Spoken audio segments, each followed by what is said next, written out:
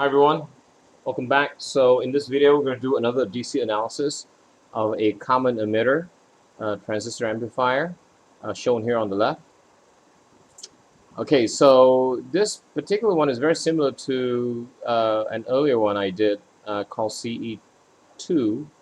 The only difference is that the VCC here is drawn on this side, whereas the previous video, the VCC is actually drawn on the other side, on this side. But effectively, they are the same thing, right? Because the top part of RC is tied to VCC, whether it's on the right side or on the left side. Okay, so just bear that in mind. All right, so we're here. In this case, we're asked to work out all the transistor currents, IB, IC, and IE, yeah, base current, collector current, emitter current, and also all the voltages around the NPN transistor, VBE, VCE, and VCB. Given that beta is 150. Okay, so as usual, the first thing we need to do is to make sure that we label our circuits. All right, so we need to label. Let me just choose red color. All right, okay, here. So first off, we're gonna do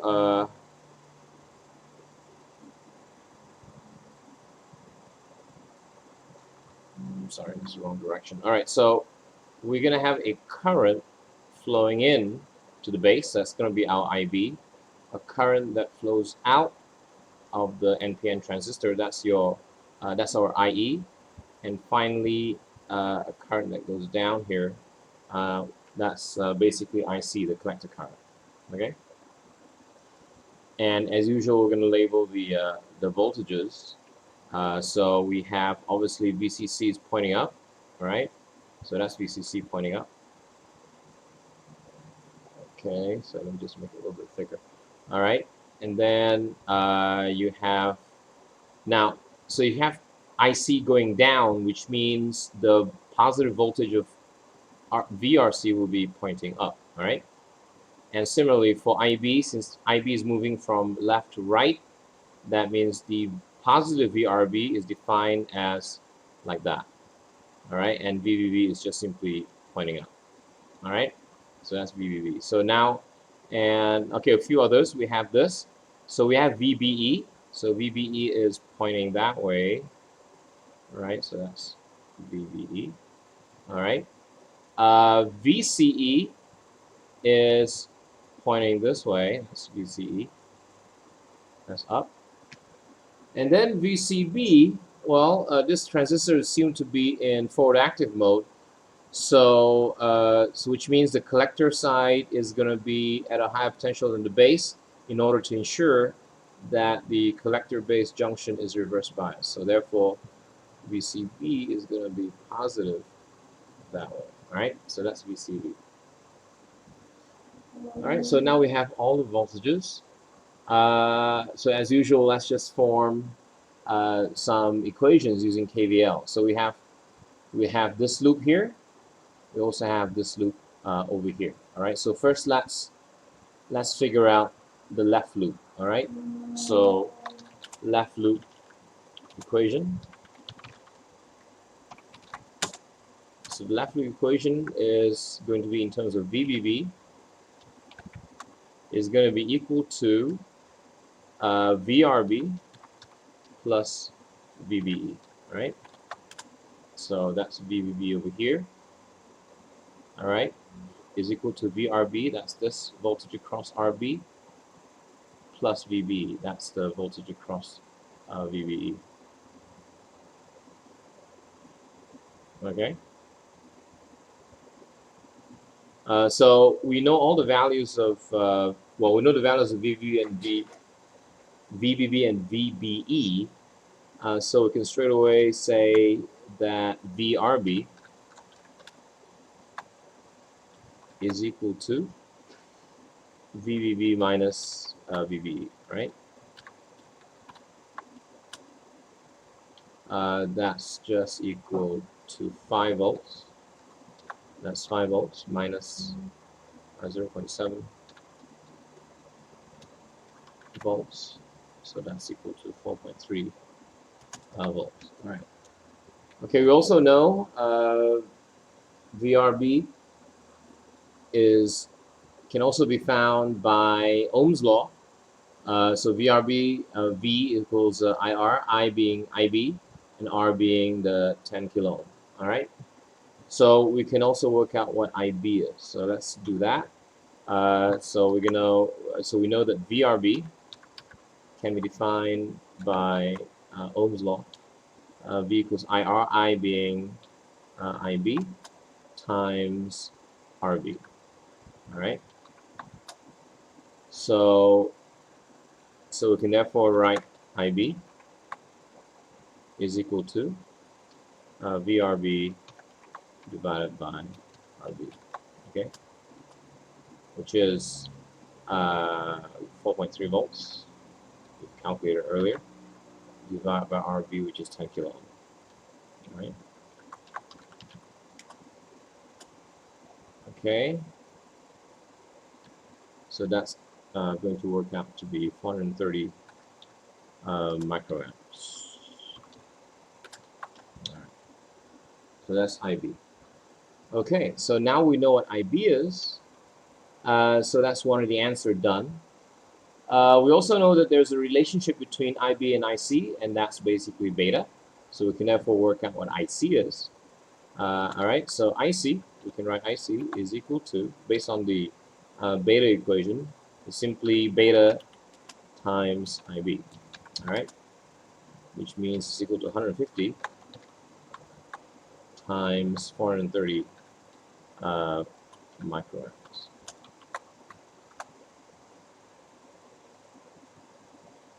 Okay, so that's going to work out to be 64.5 milliamps. Okay. All right, so that's IC done. Well, since we have both IC and IB, we can actually work out what IE is, because we know the equation for IE that links all the currents together. So IE is equal to IC plus IB, right? And so IC is 64.5 milliamps plus IB, which is 430 microamps. Okay, so that's gonna work out.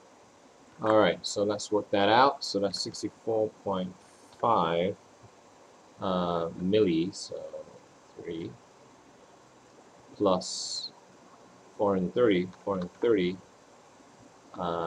e negative 6. So that's going to be equal to 1, 2, 3. So 64.93 milliamps.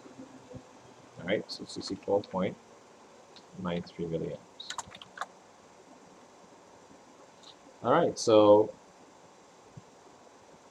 now that we have all of those guys, so now let's have a look at getting the voltages. Well, VB is the easiest because VB is simply 0.7.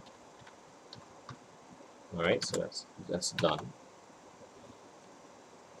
Okay, so how do you work out VCE? Okay, VCE is over here. That's VCE over there. And for us to know what this is, we need to know what the voltage of VRC is. So again, using Ohm's law, V equals IR. So I is, in this case, IC. So R is RC. All right, so we can work that out using Ohm's law. So that's the first step we need to do. Sorry, the next step we need to do. All right, so VRC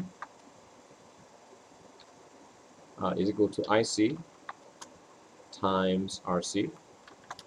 All right, so we have an answer for IC, which is 64.5 milliamps. So multiply by 100 ohm. All right.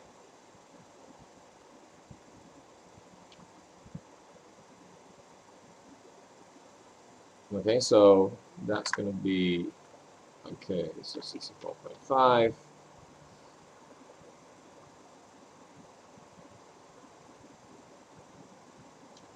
E negative 3 times 100 is equal to 6.45 volts. So 6.45 volts. So that's VRC. Okay, so that's VRC. So now that we know what VRC is, then on the right-hand side equation, right-hand loop equation for the right-hand loop. So right loop equation. So we just write a right loop equation here next. I'll do it up here just before this line here. So the right loop equation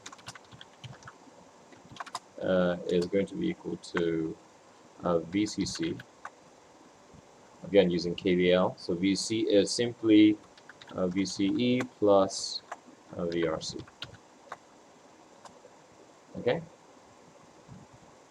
And since VRC is 6.45 volts from this calculation, we can then work out what VCE is. Alright, so VCE is equal to VCC minus VRC, which is equal to 10 volts minus 6.45 volts. So that's going to be 3.55 volts. Okay. All right. So that's VCE done. So the next is VCB. All right. So VCB is a little bit interesting in that VCB is out here. Well, it's not exactly. Well, it's not part of our left loop, and it's not also part of our right loop. So it's actually part of an outer loop, so ground going up through VBB, going through RB, going through VCB, and then going through RC, going through VCC, and then coming back to ground. So there is a loop that goes around the outside that will involve VCB. All right, so let's write that equation down. So this one I'm going to call it the outer loop.